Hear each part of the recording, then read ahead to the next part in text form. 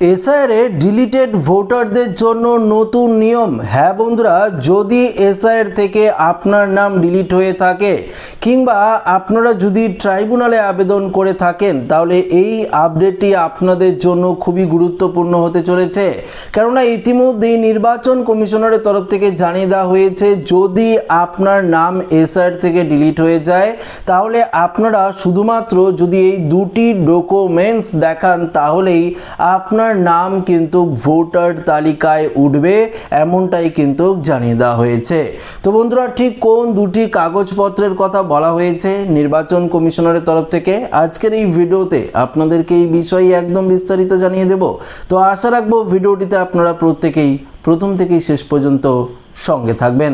দেখুন বন্ধুরা, প্রথমত একটি বিষয় আপনাদেরকে বলি, না বললেই নয়, তো তাই আমি আপনাদেরকে বলছি, যদি আপনার নাম এসআইআর থেকে ডিলিট হয়ে থাকে এবং আপনি যদি ট্রাইব্যুনালে আবেদন করে থাকেন এবং এখনও আপনার অর্থাৎ অ্যাপ্লিকেশনের স্টেটাসটি যদি পেন্ডিং দেখায়, এখনও যদি আপনার নামটি ভোটার লিস্টে যুক্ত না হয়, তাহলে দেখুন কবে যুক্ত হবে এ নিয়ে আপনারা অনেকেই কিন্তু কমেন্ট করেছিলেন এবং বারবার আমার কাছে জিজ্ঞেস করতে চাচ্ছিলেন যে আমরা ট্রাইব্যুনালে আবেদন করেছি, এখনো পর্যন্ত আমার নামের নিষ্পত্তি হয়নি, তাহলে এই ভেরিফিকেশন কবে নাগাদ কমপ্লিট হবে, আদৌ কি আমার নাম উঠবে? দেখুন এই মুহূর্তে যারা ট্রাইব্যুনালে কাজকর্ম করছে, তারা কিন্তু দ্রুত গতিতে কাজ করছে না, তারা খুব একদম স্থির পরিমাণে আস্তে ধীরে কিন্তু কাজ করছে, যার জেরেই কিন্তু এই ট্রাইব্যুনাল থেকে আপনার নাম নিষ্পত্তি কিন্তু পাচ্ছে না।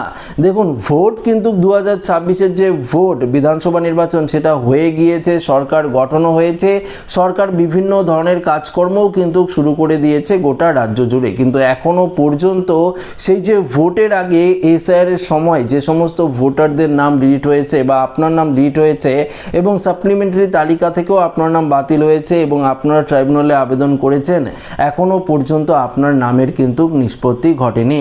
দেখুন এই মুহূর্তে বিএলওদের কাছে কিন্তু বেশ কয়েকজন ভোটারের যে নোটিশ, সেই নোটিশও এসেছে, বিএলওরা তার বাড়িতে নোটিশ নিয়ে গেছে। দেখুন অনলাইন হিয়ারিং পর্বও কিন্তু চলছে এবং পাশাপাশি অফলাইন হিয়ারিংও কিন্তু ডাকা হচ্ছে বেশ কিছু ভোটারদের। কিন্তু দেখুন আপনারা যদি আগের হিয়ারিংয়ে, যখন ফার্স্ট হিয়ারিংয়ে হয়েছিল আপনাদের এসআইআর এর পর, তখন যে কাগজপত্রগুলো দেখিয়েছিলেন, এখন হিয়ারিংয়েও যদি আপনারা সেম কাগজপত্র দেখান, তাহলে কিন্তু একদম পুরোপুরিভাবে আপনার নাম কিন্তু ডিলিটেড তালিকায় উঠে যাবে এবং রাজ্য সরকারের যে প্রকল্পের সুবিধাগুলো, এখন তো ভোটার লিস্ট থেকে নাম ডিলিট হলেই আপনারা পাবেন না, সেই সমস্ত সুবিধাগুলো আপনারা কিন্তু পাবেন না, পুরোপুরি বঞ্চিত হয়ে যাবেন। এখনো পর্যন্ত অন্নপূর্ণা ভান্ডার রয়েছে রাজ্য সরকারের, যারা ট্রাইব্যুনালে আবেদন করেছিলেন যে সমস্ত মহিলারা, তারা কিন্তু টাকা পেয়েছেন। কিন্তু দেখুন আপনাদের যদি হিয়ারিংয়ে ডাকে বা আপনার অ্যাপ্লিকেশনটি যদি রিজেক্ট করে দেওয়া হয়, এক্সক্লুড করে দেওয়া হয়, তাহলেই কিন্তু আপনারা এই ধরনের প্রকল্পের সুবিধাগুলো পাবেন না। পাশাপাশি রেশন কার্ড তো বন্ধই হচ্ছে, এটা তো পরিষ্কারভাবে জানিয়ে দেওয়া হয়েছে রাজ্য সরকারের তরফ থেকে। এবার সবথেকে গুরুত্বপূর্ণ প্রশ্ন, যদি আপনাদের হিয়ারিংয়ে ডাকে, আপনারা যদি ট্রাইব্যুনালে আবেদন করেন, হিয়ারিংয়ে আপনাদের অবশ্যই ডাকতেই পারে, বা আপনারা অনেকেই কি করছেন, ট্রাইব্যুনালে আবেদন করেছেন, এখনও পর্যন্ত নিষ্পত্তি হচ্ছে না, আপনারা দ্বিতীয়বার কিন্তু আবারও নতুন করে 6 নম্বর ফর্ম ফিল আপ করে আবেদন করেছেন। দেখুন 6 নম্বর ফর্ম ফিল আপ করে আবেদন করলেও আপনার বিএলওর কাছে কিন্তু নোটিশ আসবে এবং আপনাকে কিন্তু বিএলও সেই নোটিশটি দেবে, সেই নোটিশের ভিত্তিতে আপনাকে কিন্তু হিয়ারিংয়ে উপস্থিত থাকতেই হবে। হিয়ারিং কিন্তু অবশ্যই আপনাদের যেতে হবে।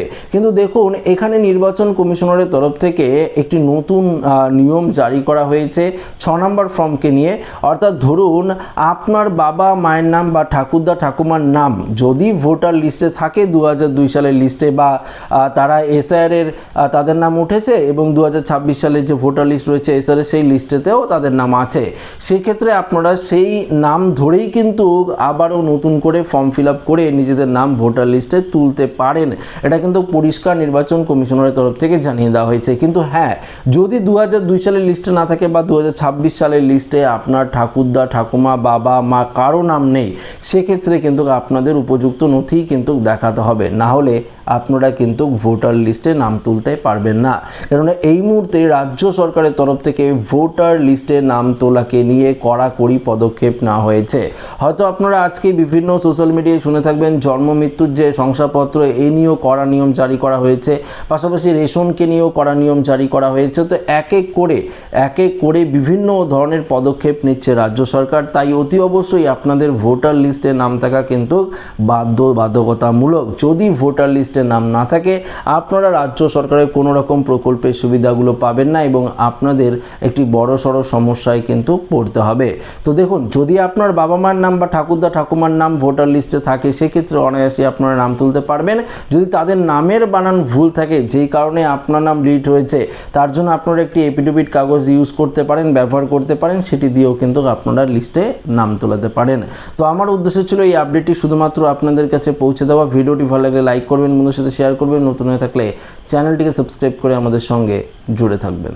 ধন্যবাদ।